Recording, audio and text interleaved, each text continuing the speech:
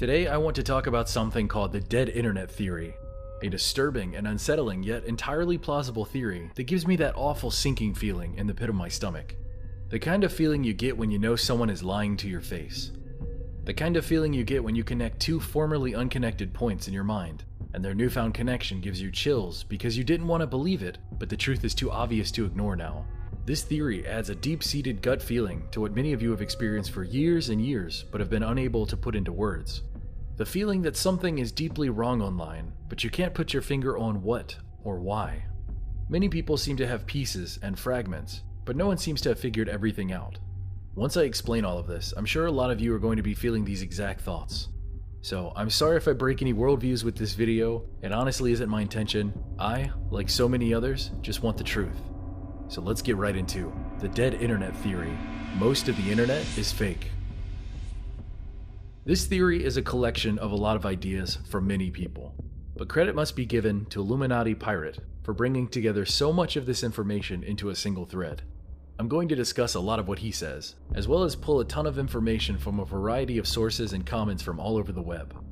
The simple explanation for the dead internet theory is that the vast majority of the internet is actually generated by artificial intelligence, in conjunction with paid media influencers in order to manufacture consumers for an increasingly wider range of newly normalized products, as well as to dramatically sway public opinion and control the collective attitude or outlook of people or culture. For all of the younger people out there who didn't experience the internet as it used to be, the internet of today is vastly different. Before the advent of the internet-connected cell phone, or the mass adoption of the home computer, before social media even existed, the internet was a place where people came to express passion, hobbies, feelings, and thoughts. It wasn't filtered, or selectively shown to you based on what an algorithm thinks you want to hear. It also wasn't an echo chamber to reinforce your pre-existing beliefs, whatever they may be. It wasn't created to keep you locked into a website or an app for hours and hours every single day. The internet was a collection of human thought, both right and wrong, and what you found and enjoyed was up to you. It wasn't monetized. The point of it wasn't to get as many clicks as possible or to keep you engaged for as long as possible. It just was. The internet was whatever you made it. One doesn't realize that they're living in the Wild West until that wild is taken away from them. Just as such, most of us didn't realize that the freedom of expression of the old internet that we all enjoyed would someday disappear. But here we are. Only now, in its awful absence, do we realize how bad things have gotten. Like I said earlier, a lot of people have had this sinking feeling in their gut for a while, but they didn't understand or realize why. The fact is, there is a massive and incomplete puzzle here.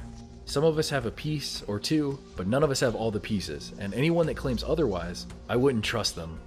This incomplete puzzle connects us all, so it's in our best interest to try to find as many pieces as possible. These days, the internet feels so empty and devoid of people. Have you ever noticed that? Truly hear me out here. The internet feels devoid of content. It's safe, sterile, bland. There is nowhere to go, nothing to do, see, or read. There are no experiences anymore. It's a collection of 10 or so websites or apps that everyone visits over and over again until they go to sleep, only to do it again the next day. It's a series of empty husks. The internet seems gigantic, but it's more like a hot air balloon, because there's nothing inside. The same repeated threads and pictures and similar replies reposted over and over again across the years, to the point that it's unremarkable anymore. All of your friends enjoying the same funny video as you, the same talking point shared repeatedly over and over online, or how every day something new is trending, so you better jump in and give your take on it. Every day, it's something, so the conversation can never linger too long. There's always the next new or shocking or unusual thing everyone is talking about. I'm sure everyone watching this has heard of a news story that sounds like the one that they've heard 1,000 times before, but this time it's new and shocking and unusual. It boggles the brain. For example, how many times have we heard something about a new type of moon only happening tonight or tomorrow? A blue moon, a blood moon, a super flower blood moon, a pink moon, a super pink moon, a hunter's moon, a snow moon. You get the point. Why does everything feel so fake and manufactured? It's always the same thing or a slightly different thing repeated over and over as if it's produced content made to distract and occupy your mind. Why get out there and march in the streets to demand better wages or safer working conditions after a grueling day of work, when you can go home and saturate your mind on endless, mindless escapism? The new Super Glitter Moon is happening tonight, and Jimmy Kimmel just said something that is hilarious, and Dr. Seuss books are changing. Aren't you mad? And have you seen the new Marvel trailer? Don't step back. Don't stop to think. Keep engaged. Keep scrolling. Keep buying. Keep wasting your time. Keep pointlessly arguing with bots online made to offend you to spark unending engagement. Do you like superheroes? How about Hollywood drama? New music? The algorithm is here to feed you an endless supply of content based on what it assumes you want. Have any of you noticed how sterile fiction has become? How it caters to the lowest common denominator and follows the same template over and over again? How music is the same bland, seemingly created in a lab song over and over again? There is a reason for all of this. Algorithms and computer programs have been manufacturing content now for at least a decade that we know of. It's the Wizard of Oz mindset. Once you take a step back and the curtain has been pulled and you see it for what it really is, you can't go back to the way you used to think. It's like knowing Santa isn't real. No matter what you do, you can't make it real anymore. An interesting detail that Illuminati Pirate brought up was anime, and I'm going to include manga as well, and why it's so popular and beloved today. The reason why is because it is such a complex and passion-driven art form. More often than not, the art and story in manga are all created by one person on a weekly basis. There are actual humans behind this content, and because of that, it's so much more enjoyable than so much of the generic computer-created nonsense that is shoved in our faces today. Something intuitively inside of us recognizes that. So side note, watch a really good anime if you haven't. You'll know right off the bat how different it feels compared to anything else on TV. It's got heart and soul and purpose. But let's go deeper into the internet side of things. Let's talk about YouTube. For the younger people watching this, YouTube used to honestly be about expressing yourself. It was random people in front of a camera talking about how they felt or what they've experienced. It was real, it was organic, it wasn't about trends. Nowadays, if you talk about the wrong thing, your video gets demonetized. If you say the wrong thing, your video gets removed. You can speak freely as long as you're okay with being suppressed in the algorithm and no one sees your content. The views, the clicks, the growth on YouTube, it's all nonsense. I did YouTube for 7 years before I got as big as I am today, and it's completely artificial. That's what blew my mind. That was the difference between me not succeeding and succeeding, was realizing that fact. It's all fake. Say the right things and push the right content and you'll succeed. You go with the way the wind is blowing, but if you stand in the face of that wind, you'll be standing there alone with 20 views. And this is not me complaining. These are objective facts. Look at almost any channel you subscribe to and take a look at their views. Individuals are being pushed away in favor of corporate news, corporate music, and safe and inoffensive content that makes money. Another creepy angle regarding YouTube and other forms of media are deepfakes. Not only can computers and AI replicate faces accurately, but now voices as well. The safest thing to assume is that the technology we see in the mainstream today was created 10 to 15 years before we ever saw it. So just imagine what AI can do now, what we won't be able to comprehend for years. It's so creepy to think about. Fake people, fake comments, fake faces, fake articles. It's terrifying. How much of the internet is actually real? People, events, news, so many things could be completely fictional. And I mean, honestly, how would we know? April 15th, 12 years ago off the Sunset Coast of Perth, Australia, a computer network analyst was arrested for stealing one of the most important pieces of insight and information we have today regarding all of this stuff. Upon his arrest and 8 hours of interrogation, he refused to disclose where he had gotten this information from. What information did he steal? Nothing. I just made this entire scenario up. Do you see how easy it could be for an AI or a computer program to write up a plausible article like this and disseminate it? Make 3 or 4 websites push different variant versions of the BS story. Share it to Facebook, Twitter, push it out on Google, and let the unknowing populace read it, believe it, and share it further until a fake story becomes a real story. How long do you think it would take for someone to realize it wasn't real?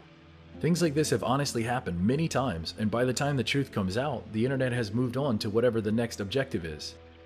By that future point, almost no one cares anymore, and the facts get moved off of search engines and pushed into unfindable parts of the internet. The internet of old is dead. Here's another interesting thing you yourself can witness. The internet on your smartphone is not the same as the internet on your PC. Try it out for yourself. Go to any popular website with a lot of traffic and spend a few days randomly checking the same thing from your PC and your smartphone. You'll notice from time to time that what you see on one device is completely different from the other. Entire threads can play out differently. Sometimes you'll see different comments, different like to dislike ratios on comments, all kinds of weird anomalies you'd only notice because you're coming at it from two different places. I'm sure a lot of you have experienced the case of trying to find that one comment that you really liked and never being able to find it again. Maybe it was simply deleted, but it's weird that so many of us have experienced that before. The argument for algorithms is that it helps us find what we want to see and caters to our likes and dislikes. That doesn't sound so bad, right? But I don't buy that for a second. Because for years and years, the argument was that different algorithms for different people don't exist. It isn't real. What are you talking about? Well, years later, with overwhelming evidence to prove that algorithms do exist, now it's widely accepted as a real thing and spun as a positive. But that isn't necessarily true either. The algorithm is there to keep you engaged and hooked on websites and apps for longer, to accurately collect your likes and dislikes, and do whatever it takes to keep your eyes glued to the screen and your wallet spending money. If you linger too long on a certain thread or a video, the algorithm will recommend more like it. If you argue online, the algorithm will find and create more incendiary posts to rile you up and keep you engaged.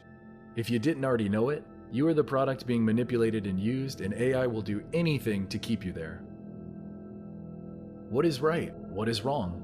What is allowed? What is not? It's a vicious cycle that weeds out dissent and critique.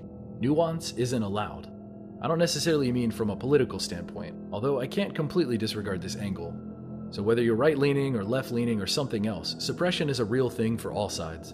Discussion and understanding aren't good for business.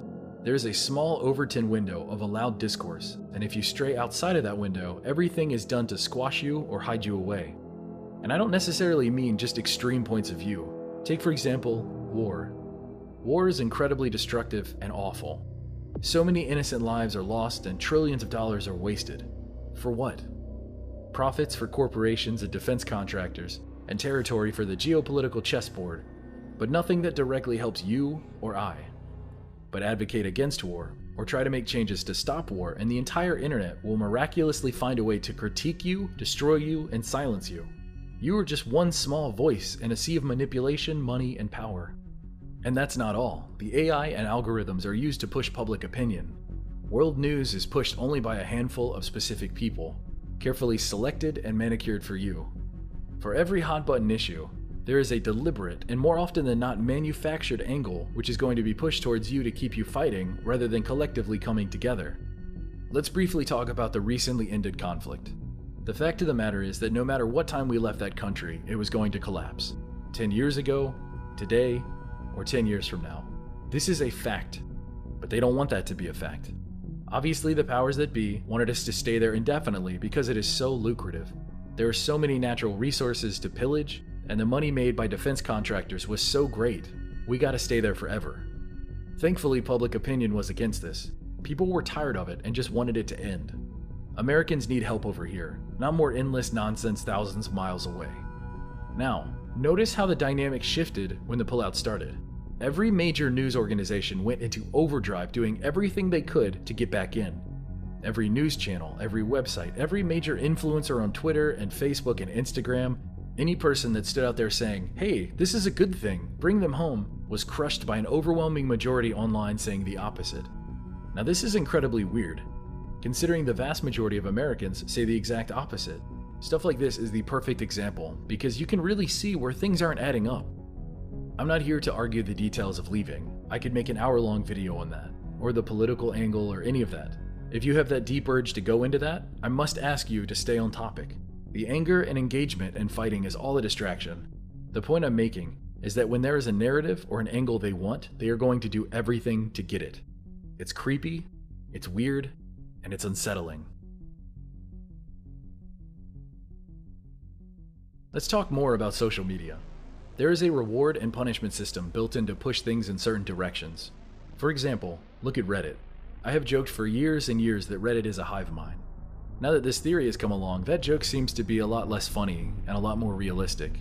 Simply based upon a like or dislike ratio, Reddit can push up what it deems correct and push down what it deems incorrect.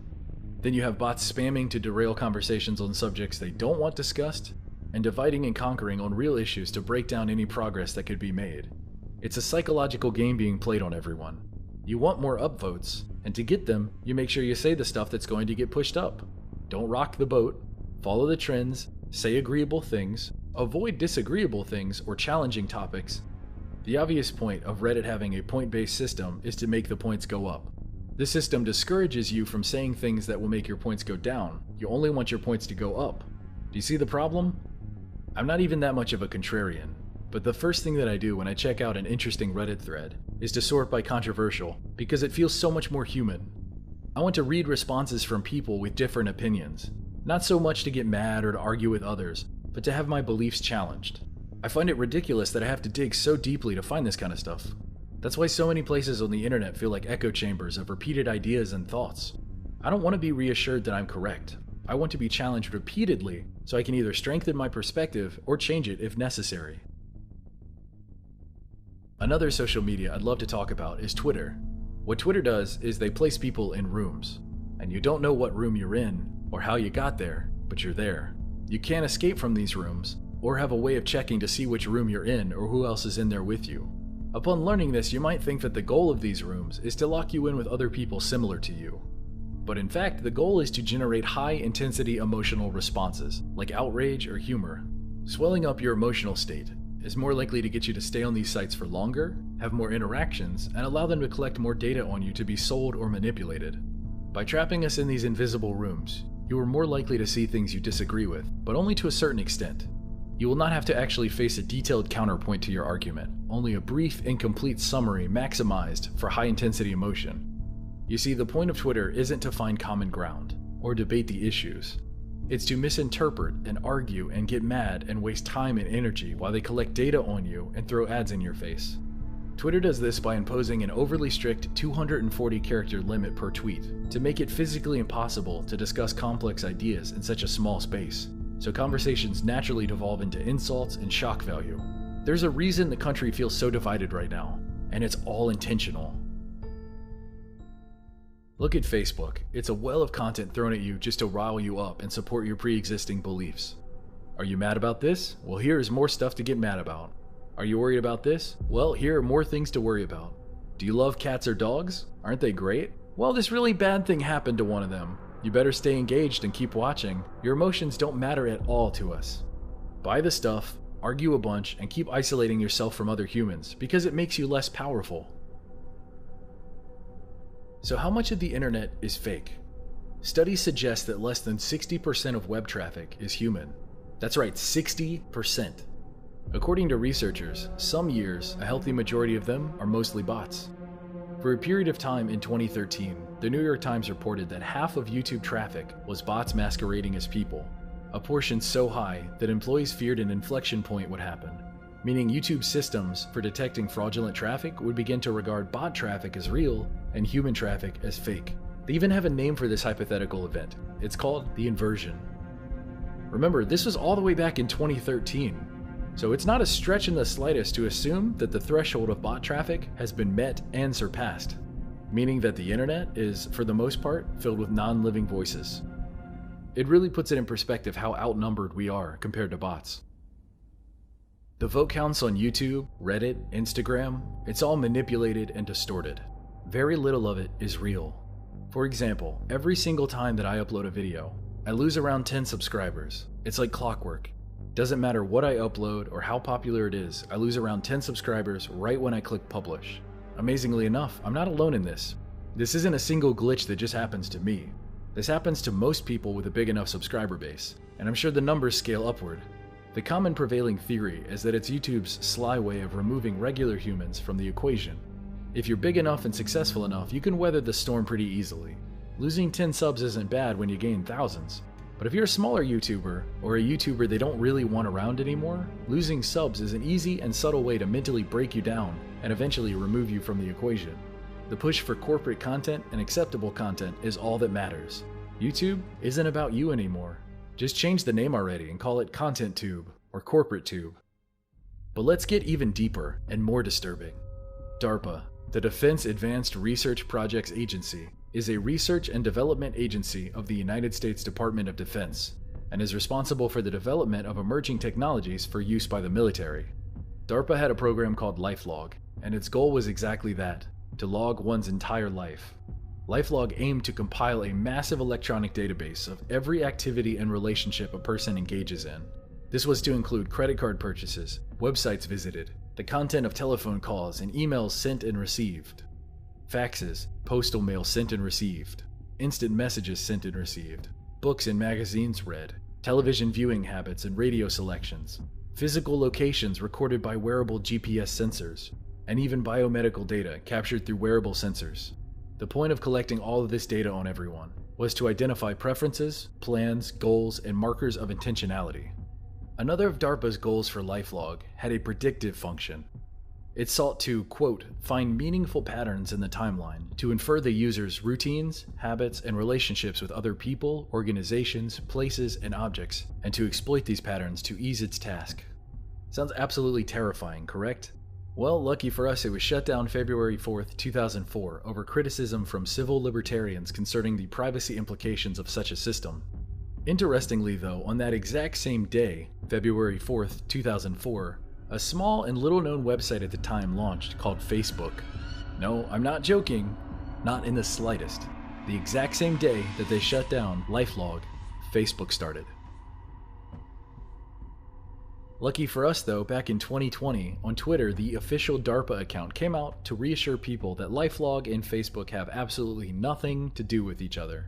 Even though certain employees of LifeLog went to work at Facebook, it's nothing to worry about. Right. Once you learn all that, it makes you look back at all those news stories that you heard over the years of Facebook selling user information to other companies, and all this stuff seems pretty obvious now. We've been played, ladies and gentlemen. Then you had those NSA leaks years ago that the government was in fact spying on all of us, and when you add up all these pieces, it's easy to see that this is a massive puzzle, and we simply don't have all the pieces. There's a lot more information in the post by Illuminati Pirate, and I highly recommend anyone go check that out if you want to dig deeper into this topic. I'm going to have a link in the description.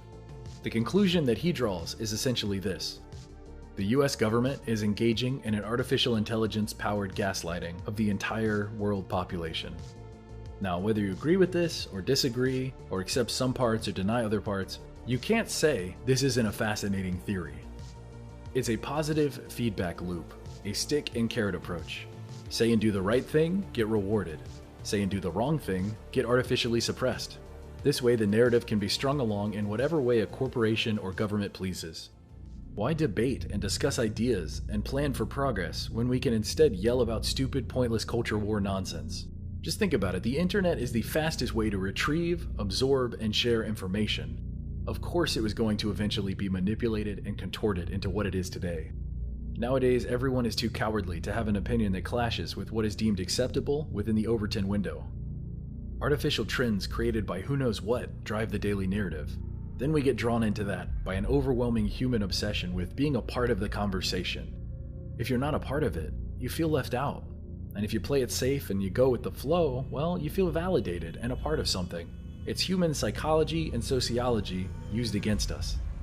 In this way, the internet and social media, which was supposed to democratize media by allowing users to create whatever content they wanted, has instead been hijacked by the powerful. What was meant to be a communal space for growth and knowledge has turned into a battleground of the ignorant and uninformed, endlessly attacking each other over pointless convictions. The advantage that bots have over us is that they can create an opinion and repeat it and support it over and over again. They are faster than us, there are more of them than us, not to mention the positive feedback given to them and us for repeating their arguments. Think about it. We can't convince them to change their minds because they don't have minds. They are programmed to behave a certain way and do a certain goal. They are a monolith with a focused goal. We are fractured humans with minds that can oftentimes be changed. If 9 out of 10 people say that you're wrong, most people can't handle that kind of pressure, so they cave in and they join the other 9. This is human nature. It's nothing to be ashamed of, but it is being used against us. Most people don't want to be the odd one out, or the person that rocks the boat. This is what the dead internet is today. A brand new big budget movie releases, and all you hear is non-stop praise. Never-ending, unbelievable praise and worship for such a great masterpiece. It's weird. It's really weird. Obviously, the first thought you have isn't going to be, bots and paid influencers are pushing a narrative to sell movie tickets. So you go and see it. It was fine, nothing extraordinary, but here's the thing. Are you going to speak your mind and disagree with the collective? They said it's incredible, and you thought it was just okay. Are you wrong? Is it possible that so many other people are wrong and you just happen to be the one that's right? Do you see where I'm going with this? The internet today isn't at all what it used to be. So who is to blame? Is it us? Is it Google? Is it Facebook? The government? Politicians? Honestly, it's everyone. We got so preoccupied with life and small gradual improvements to that life, we didn't see what was happening. It was a small fire that started in the basement, and we just didn't notice it. And now the house is completely burnt down. So what can we do? I suppose the first way to do this is to spread awareness of this. Next, you can pull yourself and your content off Facebook and other social media. Extremely limit the amount of information you share with these companies is also important. Another thing that everyone could start doing for once is demanding bought and paid for politicians on both sides do better. Turning your phone off, unplugging your Echoes and Alexas, and getting away from everything would help. Imagine one day of no one using any of this stuff. The effect would be unbelievable. Lastly, we need to recognize that the internet isn't real life. We are all so tightly wound in our separate rooms that we have failed to recognize it isn't real. It's a distraction to keep you all separated and anxious. So pull the plug as much as possible. The fact is, we are all in this together. We are all humans who desire a better life, be it American or otherwise. We are all humans with brains and hearts and feelings and emotions. We want a better life for ourselves, for our children, and for the future. They are gaslighting us and manipulating us to fight with each other over the stupidest stuff.